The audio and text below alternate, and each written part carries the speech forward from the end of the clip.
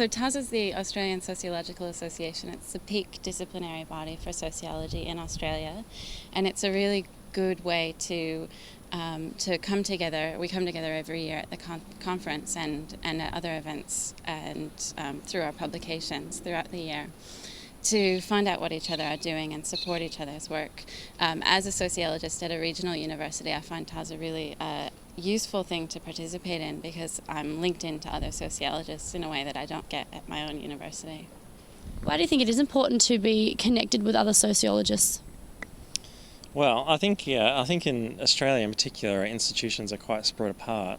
Australia, by its own unique character, is quite distant in that we have metropolitan areas that are very far away from other ones, unlike England, for instance, which are quite close. And so as a consequence of that, we don't really see each other that often. And so being able to come together and actually remember that you are actually part of a larger community than just the 2 or 3 people in your department is actually quite helpful and quite allows you to kind of develop a bit of a sense of camaraderie within this kind of discipline called sociology. And to feed off of each other's ideas and make sure that we keep doing new and exciting things and building on what each other are doing as well. Can you tell me about the conference in the last couple of days? Why did the conference come about, and why do you think it's important to have this meeting once a year?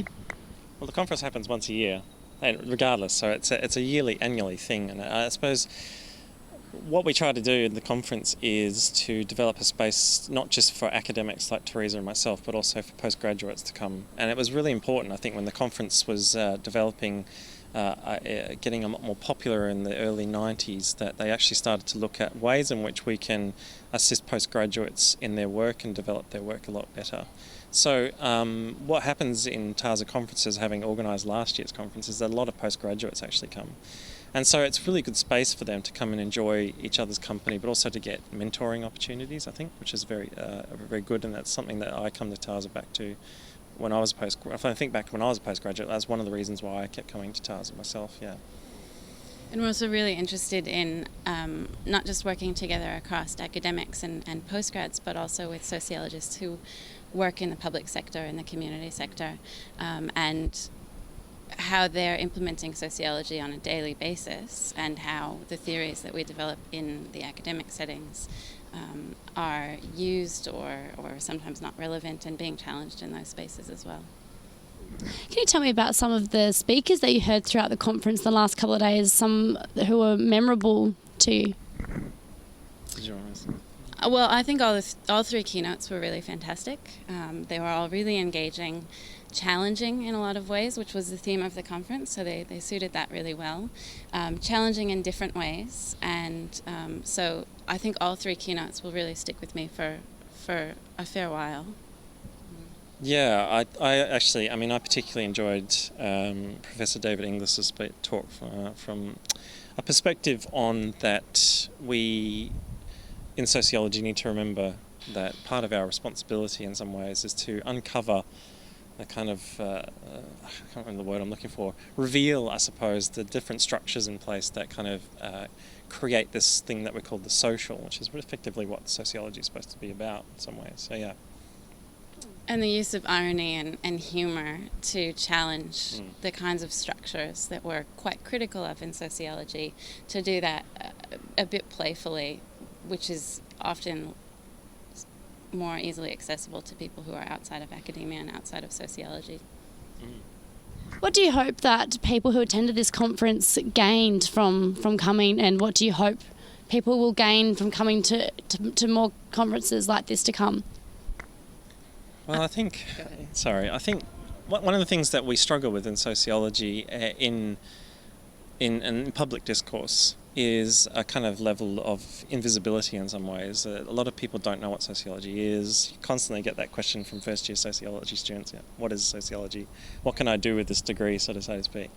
But I hope what especially postgrads understand when they come to this conference is that the discipline remains alive and quite resilient after all of these years. It's been here since really has been established since about the 1950s in Australia, and continues to flourish in some ways. I mean, we've had record numbers of members this year, which is astounding for an organisation in this current climate, especially in the current university climate. So I think one of the things I want and constantly think about when I go to these conferences is how the younger generations are perceiving sociology. And I think when they see the strength of it and they see the camaraderie, especially, and also the kind of potential opportunities to link up with older academics, they will see that sociology is quite strong still and will remain resilient for some time. That's my hope anyway.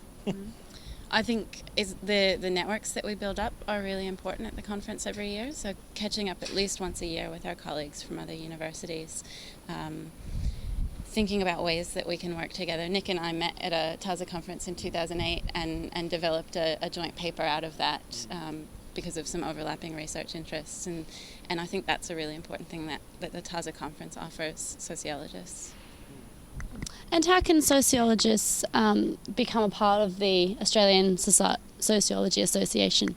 To join TASA, you need to simply fill out the membership form and pay a small membership fee, which is tax deductible because it's a work-related expense.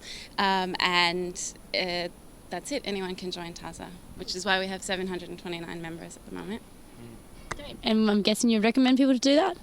Yeah, absolutely. I think whenever you're part of a discipline, you should probably think about joining the disciplinary association of some sort. And I'd say the same to anyone, anthropologists, historians, or anything like that. And I think fundamentally that's not necessarily about kind of maintaining some sort of disciplinary boundary, but what it is about kind of understanding that there are people out there who are working in this field and then developing, as Teresa said before, those links that can lead to further collaborations in the future and various other things. So yeah, I would definitely recommend it.